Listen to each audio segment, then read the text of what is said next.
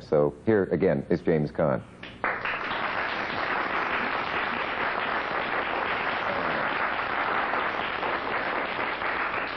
You were talking interestingly about acting the last time. That's strange. And I don't know what it is I really want to know about that, or how some actors can't say anything about it and shouldn't have to. As you say, analysis can be deadly.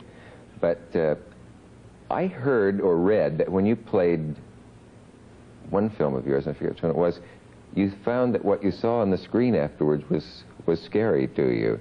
Oh. It didn't seem to be your eyes that you were frightening, that you were, you said that guy is dangerous. Yeah. What goes into that kind of thing? Unconsciousness, I think. Or vodka. No, I don't drink, really. Do you all hear that, boys and girls? No, I don't drink. But it was, you know what happens is that,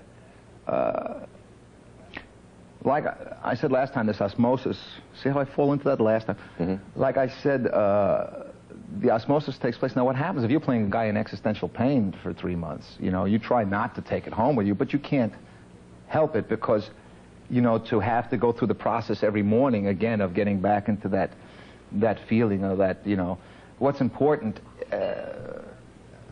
as far as a character is concerned, if I know, just to get back to words again, if I know who I am and what my relationship to everybody is, what they want, what I want, you know, and every scene should have an objective, then, and I am that character, if I, you know, then if the words are, don't come easily, if the questions don't follow the answers, it's usually not written properly. I mean, that, excuse me, that one sentence, you know what I'm saying? Sure, well, then blink your eyes or something. No, when I understand, so what I don't blink, Thief, I glaze. Which was this picture that I think you're talking about, Thief, which I enjoyed a lot. I mean, I like the picture. 1 out of 31 isn't bad. I became, there was something maniacal about me, you know? I mean, it was a guy who was just obsessed with getting things done in a short period of time because he had his time taken away from him. He had spent 11 years in jail for stealing $40, you know?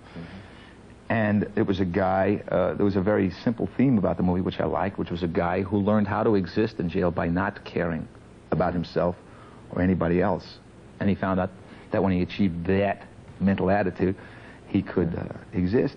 And then in the middle form, the ABA form, the B form, the middle of the picture, all of a sudden he finds himself caring about something. He has a child, a wife, and because of that he becomes susceptible to this outside force that is evil. And so to deal with that, he must again return to nature, as Rousseau said, and void himself of all these things he cared about and become this maniac again.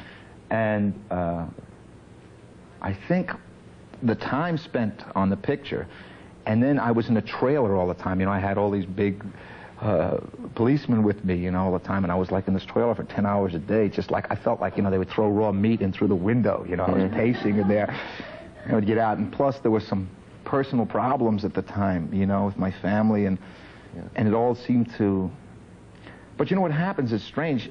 It seems almost like, I don't know, it seems almost evil to use, when I think about it, things that happen in your life. If you're playing a certain kind of a guy, they seem to, you pick out those things and they become monstrous events because they help you playing that character on that particular day. You know what I mean? Something that would normally maybe not bother you all of a sudden becomes life or death, you know? And there was a lot of that, you know, going on. Does that mean, though, that if your personal life had been going something else smoothly at that time, you wouldn't have been as good in the movie Thief, or would you have had to Maybe. It's possible. I lost about 12 to 15 pounds and a few brain cells.